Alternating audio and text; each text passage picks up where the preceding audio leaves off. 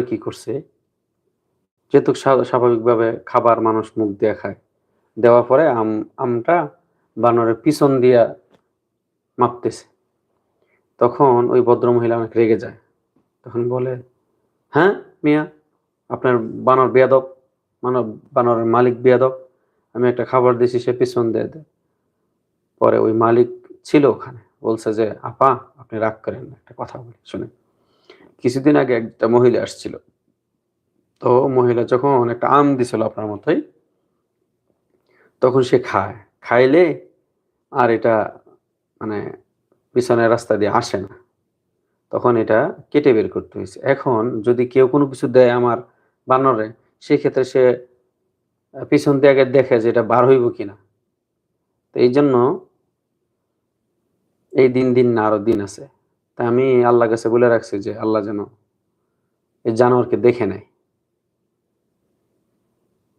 কারণ এখানে তো এর থেকে বেশি কিছু বলার, কিছু করার নাই এখানে।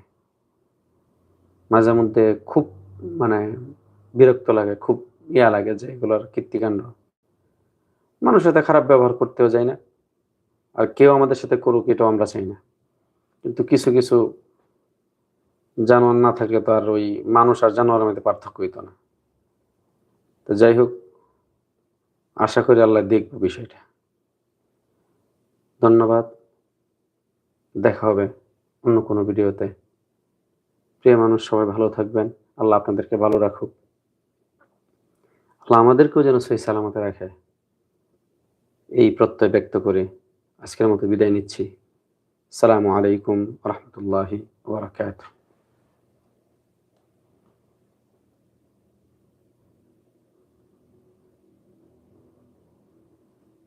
কই টিপ দিতেছো? ঠিকঠাক দিও গাছ লাগাও না।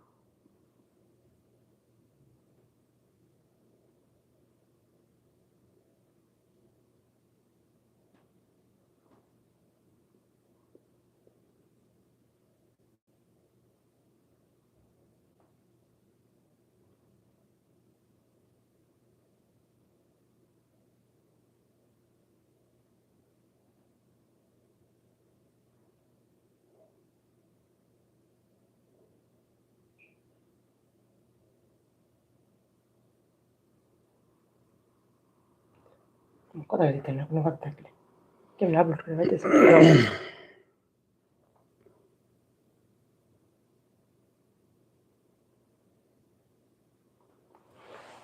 আল্লাহু আকবার।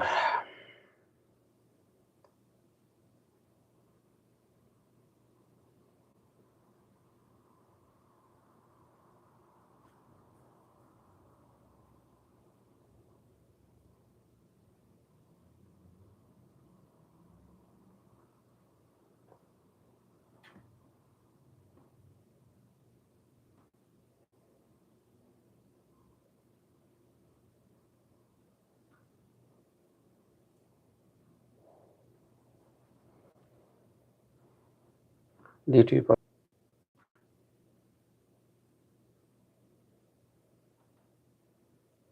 কেমন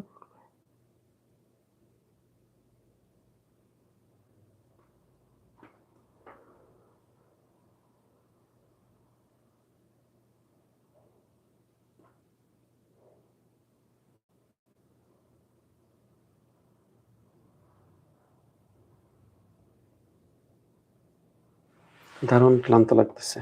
চেহারা মধ্যে স্পষ্ট অবশ্য যারা দেখতেছেন বুঝতেছেন।